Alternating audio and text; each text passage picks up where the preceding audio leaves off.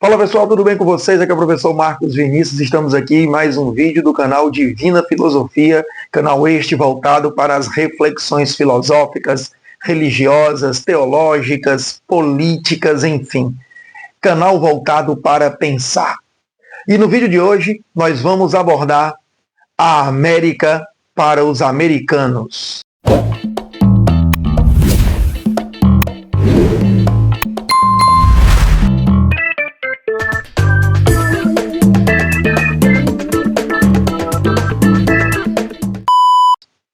Desde já, curte o nosso trabalho, compartilha, segue o nosso canal, comenta no vídeo, fortalece esse trabalho para que os nossos conteúdos possam chegar a mais mentes pelo mundo afora e assim termos a capacidade de construir uma perspectiva da liberdade de pensamento, mas uma liberdade de pensamento prudente, coerente, que tenha a capacidade de construir. Então, vamos aqui refletir sobre esse termo.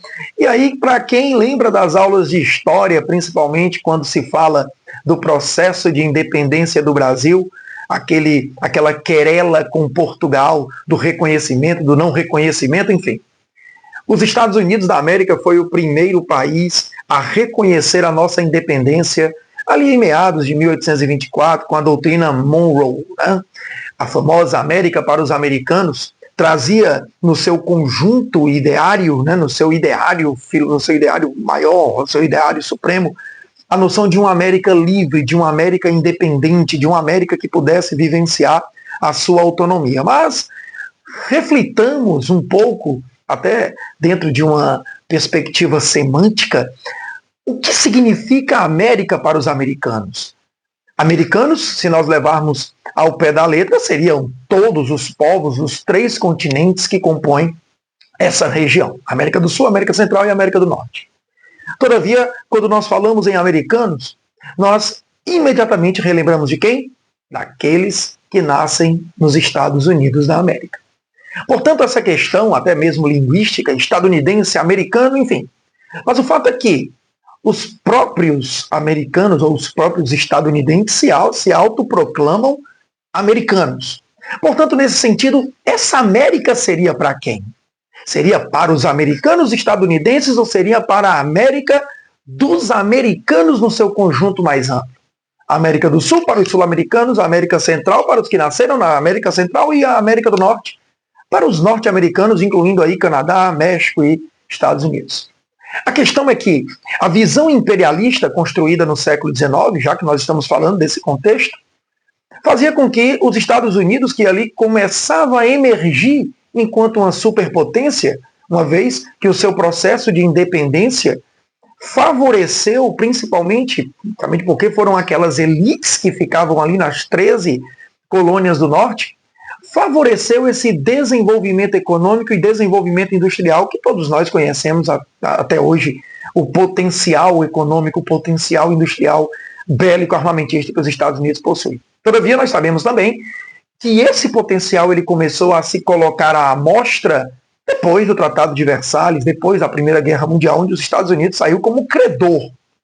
Mas, se nós voltarmos no tempo, 1824, os Estados Unidos começa a se mostrar enquanto uma potência do futuro, agregando os intelectuais que vinham do iluminismo francês, que vinham da Alemanha, que vinham de outras regiões, criando ali uma noção de o mundo, o país das liberdades. Era isso que era vendido, principalmente quando você vê ali a saga do Titanic, né? Quando o Titanic viaja para Nova York, é justamente alguns europeus que fogem da Europa, que está em conflito imperialista, e buscam nos Estados Unidos uma nova perspectiva e uma nova possibilidade de construção de vida.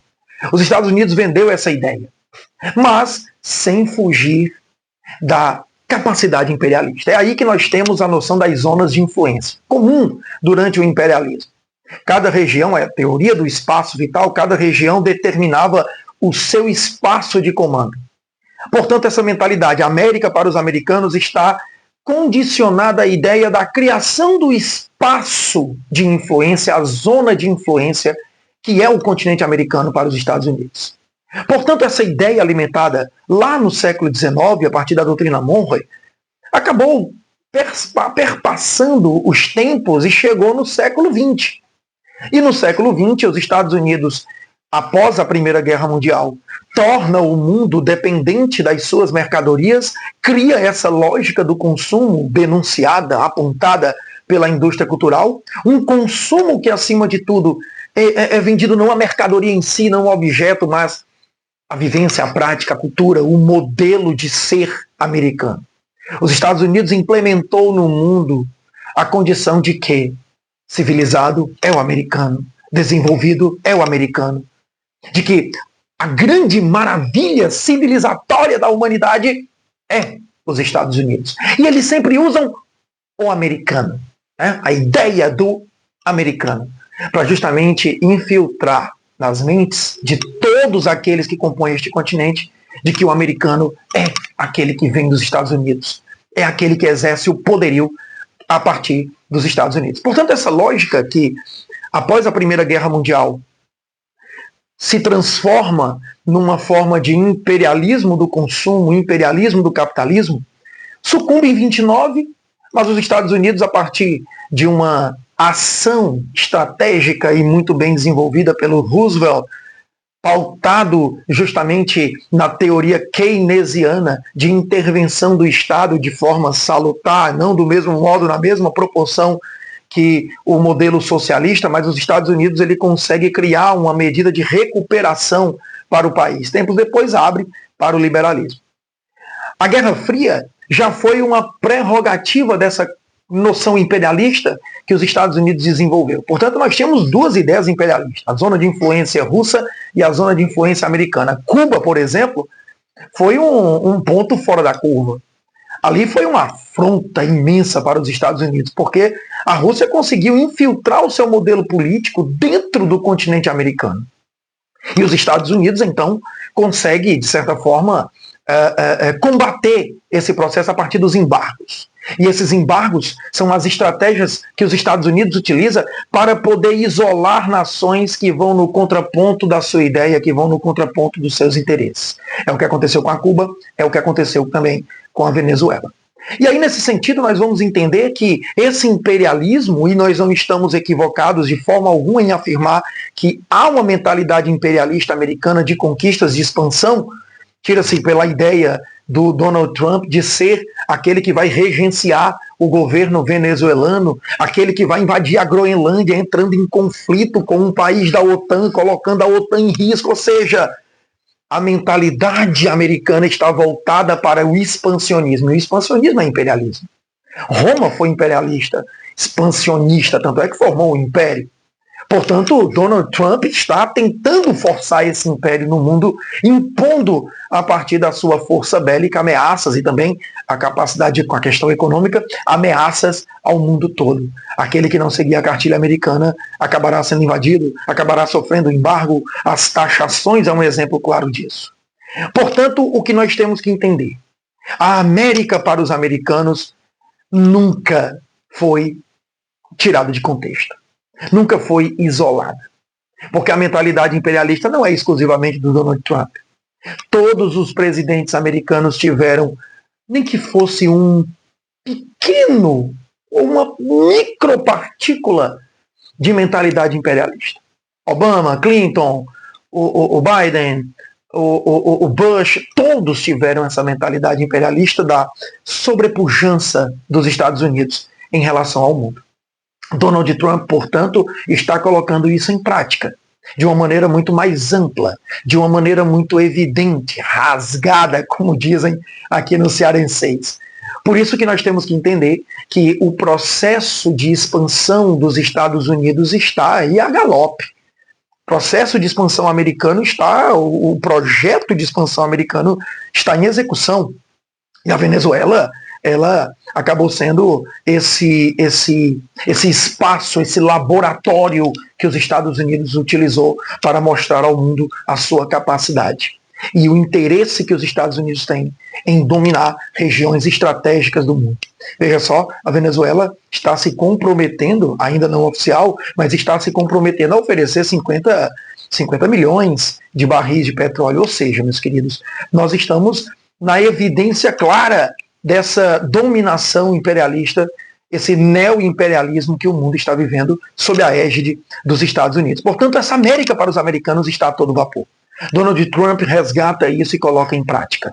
A América, a zona de influência do continente americano, mais uma vez está sob domínio dos Estados Unidos, como esteve nos anos 60, nas ditaduras indiretas criadas pelos Estados Unidos, né, diretas no continente sul-americano e indiretas na sua influência.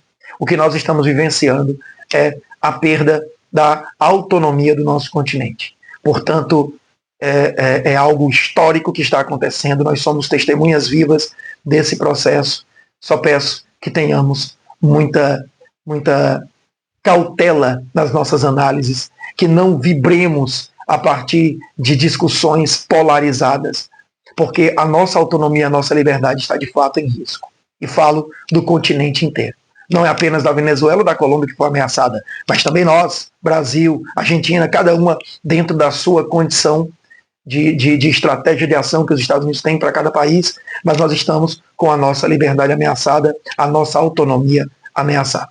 Ok? Portanto, meus queridos, esse é o nosso vídeo de hoje, esse é o nosso conteúdo, espero que tenham gostado, espero aí que vocês curtam esse vídeo, compartilhem, sigam o nosso canal para que nós possamos aí continuar com essas análises, com essas reflexões, tá bom? Comenta aí também, coloca nos comentários qual é o tipo de vídeo que você quer, qual é o tema que você quer que nós tratemos aqui, que nós estamos abertos a opiniões, a sugestões, tá bom? A elogios, a críticas, enfim, fique à vontade, o espaço é de vocês.